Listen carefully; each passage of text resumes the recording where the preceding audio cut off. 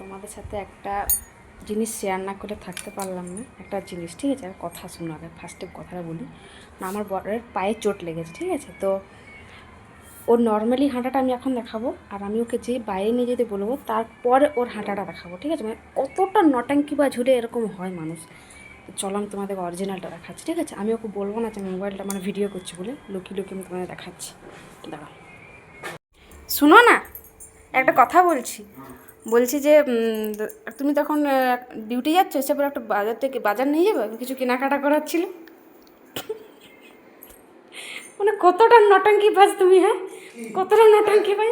আমি ভিডিও করছি, হ্যাঁ আমি ভিডিও করছি, আমি সবাইকে দেখাবো, আমি সবাইকে দেখাবো বড়গুলো কত নটাঙ্কি বাজ হয়।